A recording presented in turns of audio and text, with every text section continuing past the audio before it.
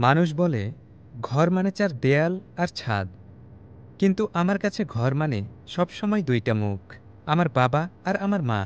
মা বাবা মানেই নিরবিচ্ছিন্ন একটি দোয়া। তারা সেই দরজা যেখান দিয়ে আল্লাহ আমার অস্তিত্ব প্রকাশ করেছেন। আমার বাবা, তিনি কখনো বেশি কথা বলেননি। তার ভালোবাসা কখনো উচ্চস্বরে শোনা যেত না, মিষ্টি কথার মোড়কে পাওয়া যেত না। সেটা লুকানো থাকত তার নীরবতায়। সারাদিনের পরিশ্রম শেষে ঘরে ফিরতেন, শরীর ঘামে ভিজে থাকত, অথচ প্রথম প্রশ্নটা হতো, খোকা খেয়েছিস? তার সেই ছোট্ট ছোট্ট ত্যাগগুলো আমি বড় হয়ে বুঝেছি। পৃথিবীর বোঝাটা তিনি নিজের কাঁধে নিয়েছিলেন, যাতে আমি নির্ভয়ে হাঁটতে শিখি। আর আমার মা, মা ছিলেন সব কঠিনের ভেতরকারা কোমলতা। তার কণ্ঠ ছিল আমার প্রথম ভালোবাসা, তার হাত আমার প্রথম নিরাপদ আশ্রয়। আমি ক্ষুধার্ত হওয়ার আগেই তিনি টের পেতেন, আমার চোখে জল আসার আগেই তার চোখ ভিজে যেত। তার চোখের প্রতিটি ভাঁজ, তার মুখের প্রতিটি রেখা হল ত্যাগের গল্প, ভালোবাসার আয়াত। আল্লাহ নিজেই কুরআনে বলেছেন, আমি মানুষকে তার পিতামাতার প্রতি সদাচরণের নির্দেশ দিয়েছি। তার মা তাকে কষ্টের পর কষ্ট ভোগ করে গর্ভে ধারণ করেছে।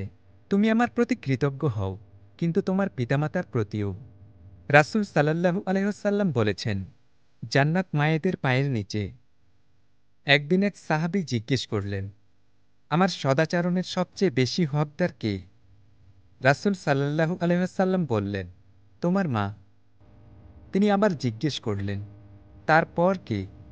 তিনি বললেন, তোমার মা। আবার জিজ্ঞেস করলেন, তারপর কে?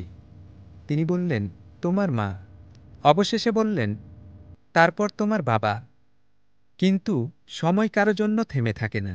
আজ দেখি তাদের চুল সাদা হয়ে যাচ্ছে, পা কাঁপছে, কণ্ঠস্বর নরম হয়ে আসছে।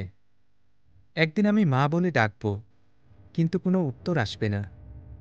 একদিন আমি বাবার ছায়া খুঁজব, কিন্তু আর পাব না।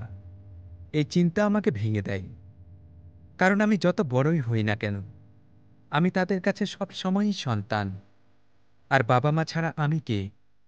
তাই যদি তোমার বাবা মা জীবিত থাকে, অপেক্ষা করো না, আজই তাদের পাশে বসো, তাদের গল্প শোনো। যদিও তুমি তা শতবার শুনেছ, তাদের হাত ধরো, বলো তুমি ভালোবাসো। কারণ একদিন তুমি শুধু নামাজে দাঁড়িয়ে কাঁদবে, আল্লাহর কাছে তাদের জান্নাত চাইবে, শুধু চাইবে আরেকটা মুহূর্ত, আরেকটা হাসি, আরেকবার সেবা করার সুযোগ। কারণ তুমি যখন তাদের খুশি করো, তখন আল্লাহ খুশি হন, আর তারা যখন তোমার জন্য হাসেন, তখন জান্নাতের দরজা খুলে যায়।